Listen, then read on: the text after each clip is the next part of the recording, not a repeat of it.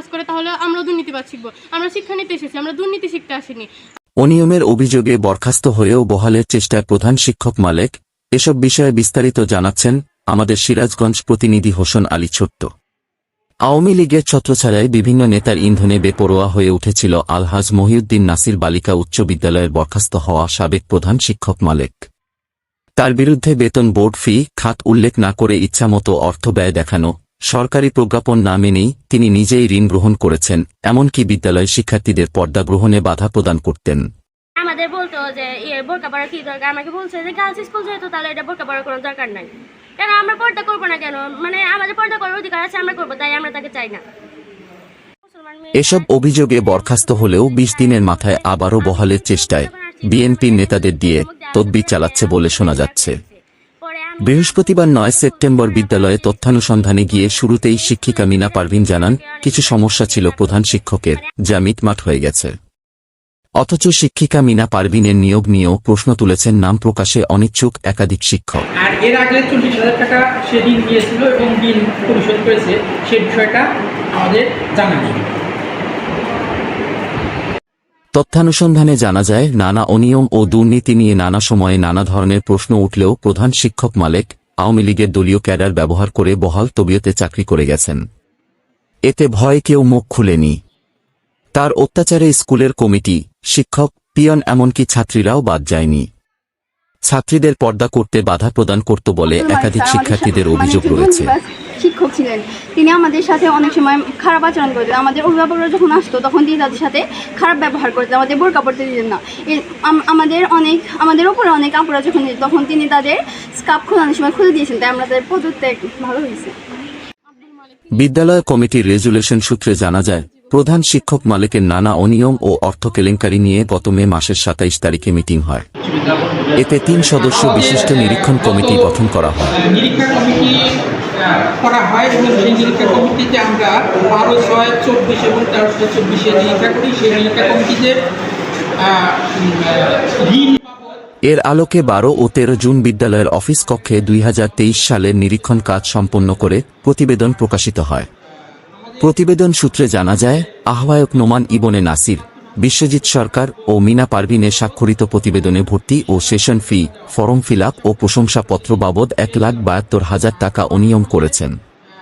এর আলোকে 19 আগস্ট বিদ্যালয়ে মিটিং অনুষ্ঠিত হয়।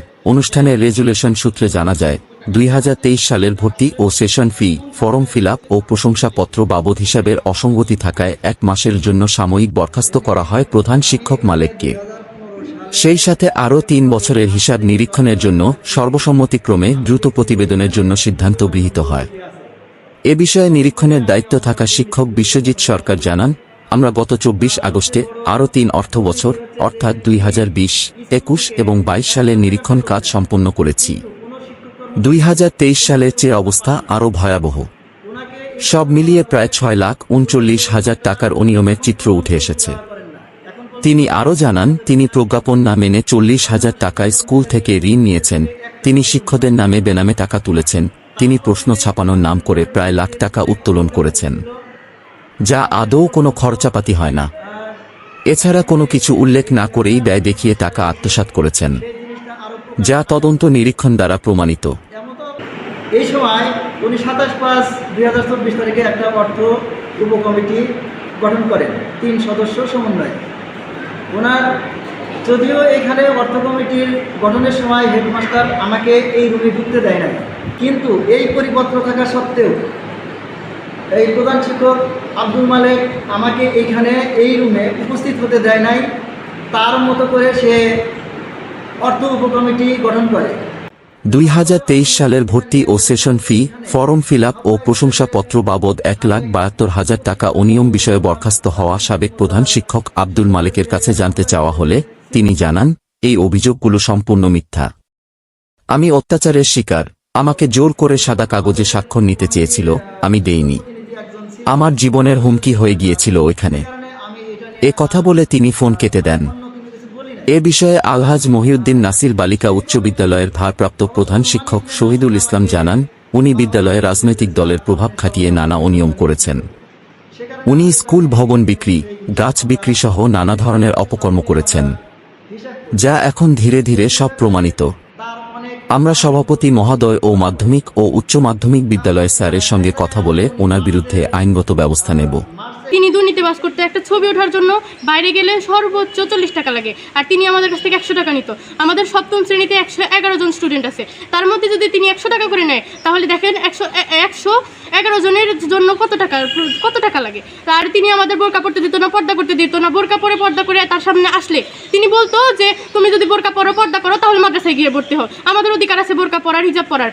উপজেলা মাধ্যমিক শিক্ষা অফিসার এলিজা সুলতানা জানান, যেহেতু প্রধান শিক্ষক মালিকের বিরুদ্ধে সুনির্দিষ্ট অভিযোগ উঠে সাময়িক বরখাস্ত হয়েছে, অনিয়মের বিষয়গুলো তদন্ত করে ব্যবস্থা নেওয়া হবে। সামনে তদন্ত হবে, এরপর তার বিষয়ে সিদ্ধান্ত নেওয়া হবে। এ পর্যন্ত বরখাস্ত বহাল থাকবে। বিদ্যালয়ের নবনিযুক্ত সভাপতি ইউএনও মনোয়ার হোসেন জানান, সরকারি প্রজ্ঞাপন জারির পর আমি কয়েকদিন ধরে সভাপতি নিযুক্ত হয়েছি। যেহেতু আমি আসার পূর্বেই বরখাস্ত হয়েছে, তার বিষয়ে এখনো আমার কাছে অভিযোগ আসেনি। অভিযোগ পেলে তদন্তপূর্বক অবশ্যই ব্যবস্থা নেওয়া হবে। Habib Wahid, smart news for you. আমরা তো দুর্নীতি শিখতে আসিনি, আমরা শিক্ষা নীতি গ্রহণ করতে এসেছি।